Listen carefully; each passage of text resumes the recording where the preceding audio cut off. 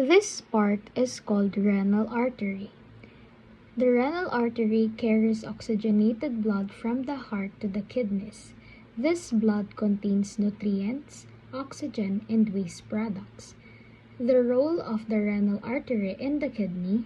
Once in the kidneys, this blood is filtered to remove waste products, excess substances, and toxins while retaining essential nutrients and electrolytes.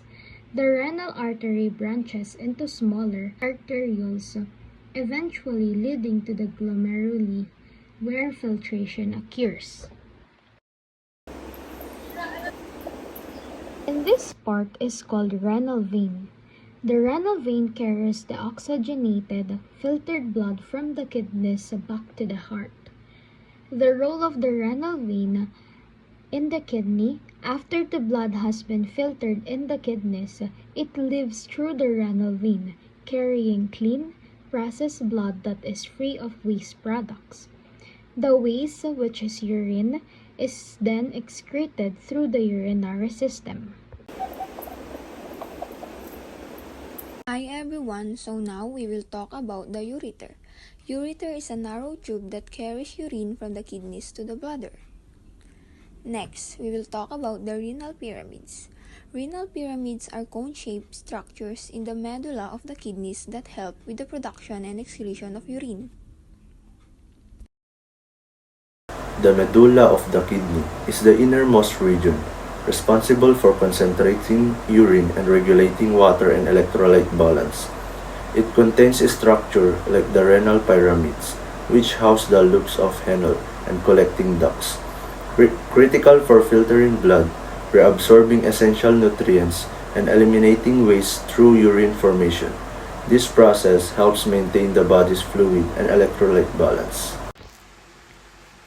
The medulla of the kidney, also known as the renal medulla, is located in the inner region of the kidney, beneath the renal cortex. The kidney is divided into two main areas, the outer cortex and the inner medulla. The renal medulla consists of several conical structures called renal pyramids. This one,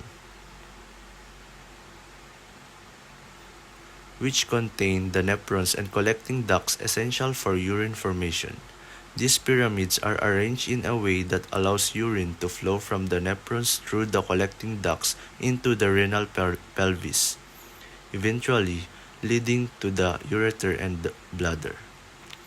The medulla plays a vital role in concentrating urine and regulating water and electrolyte balance in the body, contributing to the overall function of the kidney in excreting waste products and maintaining homeostasis. I will be discussing about the renal pelvis and the renal columns.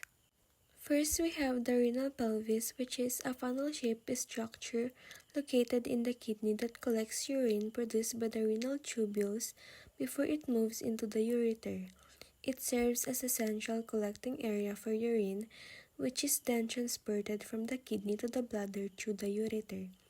The renal pelvis is an important part of the urinary system as it helps facilitate the flow of urine out of the kidney. Here we have the renal column, which is a structure in the kidney that consists of inward extensions of the renal cortex between the renal pyramids. These columns contain blood vessels and nephrons and help anchor the renal cortex to the renal medulla. They play a role in the organization of the kidney's internal structure and contribute to the overall function of filtering blood and producing urine. The renal cortex. The cortex is the outside layer or covering of many body organs. So the renal cortex is the outer layer of the kidney. The renal cortex is also known as the kidney cortex. The cortex surrounds the inside of the organ, which is called the medulla. The renal cortex itself is covered by the renal capsule, which is a layer of tougher protective tissue. The renal cortex is where the nephrons blood filtering units begin. Each kidney has 1 million nephrons. The filtering unit of the nephron is the glomerulus, and the glomerulus is attached to a tubule which remove waste and returns the needed substance to your body.